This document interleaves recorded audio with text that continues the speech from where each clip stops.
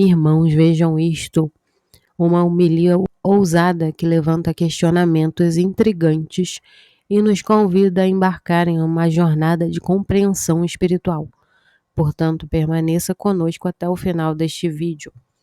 Meditando o Evangelho neste domingo, o arcebispo de Peru, Dom José Antônio Eguren, garantiu que uma comunidade cristã que não reconhece Cristo e o Papa não pode ser chamada de Igreja do Senhor.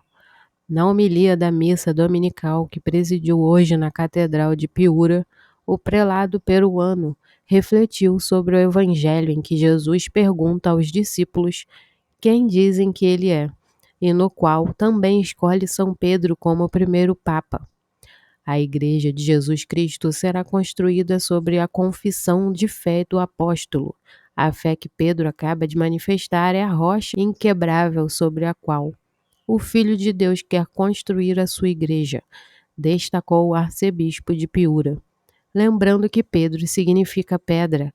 Neste sentido, Dom Eguren sublinhou que uma comunidade cristã que não reconhece Jesus como o Cristo, o Filho de Deus vivo, e Pedro como seu fundamento, como seu vigário na terra, não pode ser chamada de Igreja do Senhor.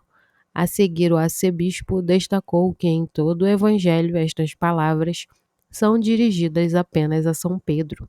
Eu te darei as chaves do reino dos céus, e tudo que ligares na terra será ligado nos céus, e tudo que desligares na terra será desligado nos céus. Como diz em Mateus capítulo 16, versículo 19. O prelado explicou que as 3 alegorias ou comparações que Jesus usa são muito claras. Pedro será o alicerce rochoso sobre o qual assentará a construção da igreja. Terá as chaves do reino, ou seja, a autoridade para governar a igreja, e por fim poderá ligar e desligar, ou seja, poderá permitir ou proibir o que julgar necessário para o bem salvífico de cristãos e de homens.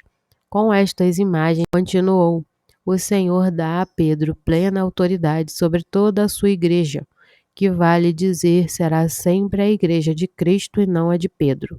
O que foi descrito é o que se conhece como primazia de jurisdição. O arcebispo também comentou que com esta frase do Senhor é prometido a Pedro o dom da infabilidade em matéria de fé e de moral, já que no céu um erro, uma mentira ou uma falsidade não podem ser amarrados ou desencadeados.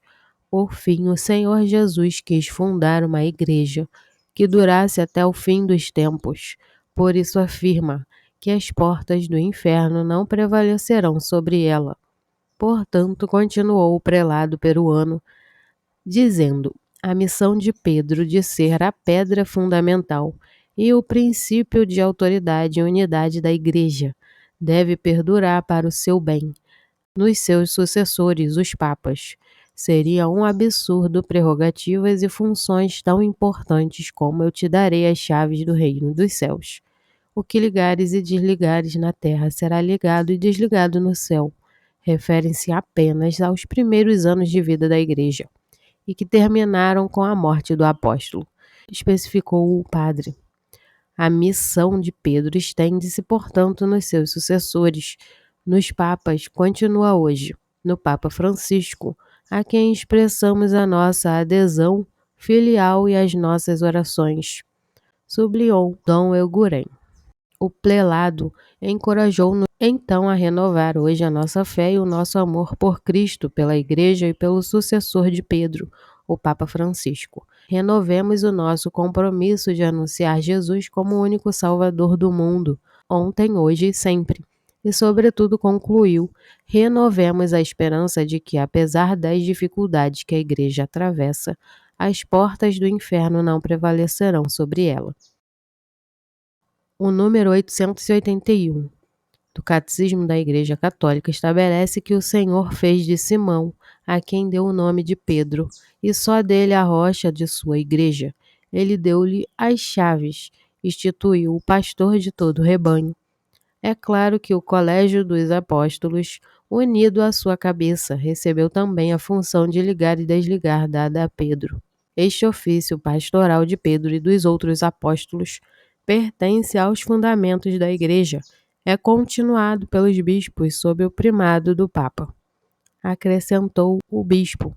Por outro lado, o número 882 do Catecismo especifica que o Sumo Pontífice Bispo de Roma e sucessor de São Pedro é o princípio e fundamento perpétuo e visível da unidade, tanto dos bispos como da multidão dos fiéis. O Romano Pontífice, de fato, tem na Igreja, em virtude da sua função de vigário de Cristo e pastor de toda a Igreja, um poder pleno, supremo e universal, que pode exercer sempre com plena liberdade. Acrescenta o documento. E o que você acha? Escreva aqui abaixo nos comentários e partilhe com outros irmãos.